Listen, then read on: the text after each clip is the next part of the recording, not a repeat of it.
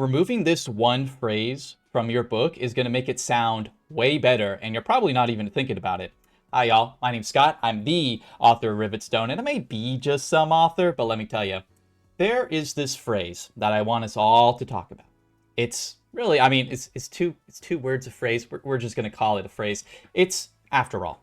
Now, you may be using this, at the beginning of a sentence or at the end, oftentimes during narration to kind of add like a bit of levity to a scene, right? So, something like, well, who doesn't love a good hot cup of tea after all? And usually, listen, man, I get it.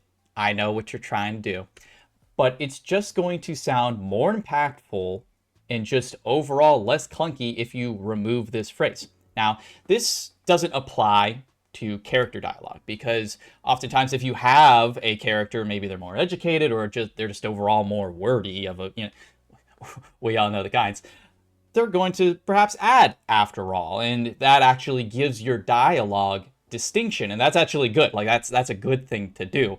But in this case, when you're doing it in narration, you just don't need it. And in fact, really, phrases become more effective when you remove it completely. So, for example, pulling from a draft that I'm working on for my second book, more on that on the way, there's a character who is wearing a really expensive jacket. And, they know they don't need it, but they really wanted to wear it because, it's a really nice jacket.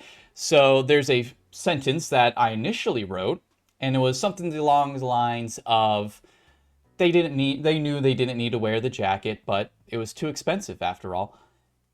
Why have the after all? Like, we get it. I get it. You're trying to sort of, make this sort of phrase like feel a little more cozy. You try to add a little, like make it. It kind of makes it a little more cheeky when we're trying to add that sort of, a flavor to our descriptions, and sometimes that could be third POV or first person POV.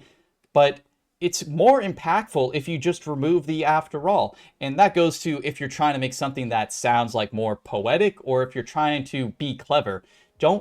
Saying after all is like laughing at your own joke, which honestly, I kind of do that a lot. And frankly, I do that right this very second. So just keep in mind that these little phrases, such as after all, you're adding all over your manuscript, and it should be the number one thing that you're looking for. Okay, maybe not the number one, but it should be on your list of things to look for when you're making edits. But anyway, hopefully that helps. Give me a like, give me a sub, and thanks for watching.